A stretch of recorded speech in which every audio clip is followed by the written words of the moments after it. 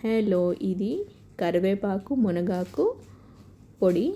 నేను ఇది షూట్ చేయలేదు, బట్ ప్రిపరేషన్ చెప్తున్నాను. ఫస్ట్ కరివేపాకు మునగాకుని మంచిగా ఫ్రెష్గా కడుక్కొని క్లాత్ మీద డ్రై చేసేసుకోవాలి. ఇప్పుడు ప్యాన్ తీసేసుకొని మినపప్పు శనగపప్పు వేసేసుకొని ఫ్రై అయిన తర్వాత కావలసినంత కారం సైడంతా ఎండుమిరపకాయలు కూడా వేసేసుకొని ఫ్రై చేసేసుకొని పక్కన పెట్టుకొని మళ్ళీ అదే ప్యాన్లో కరివేపాకు మునగాకు వేసేసుకొని మంచిగా ఫ్రై చేసేసుకొని ఒక మిక్సీ జార్ తీసేసుకొని ఫస్ట్ ఇవి ఫ్రై చేసినవి చల్లారబెట్టుకున్నాక మిక్సీ జార్ తీసేసుకొని జీలకర్ర వేసేసుకొని ఇప్పుడు మనం ఆల్రెడీ ఫ్రై చేసేసుకున్నాం ఎండుమిరపకాయలు మినపప్పు శనగపప్పు కొద్దిగా ఉప్పు వేసేసుకొని కరివేపాకులు మునగాకు కూడా వేసేసుకొని ఒకసారి మిక్సీ పట్టేసుకొని మెత్తగా అయిన తర్వాత ఒక 4-5 వెల్లుల్లి తీసుకొని బరకగా చేసేసుకొని తీసుకుంటే అంతే, ఎమ్మి పొడి రెడీ. Thank you.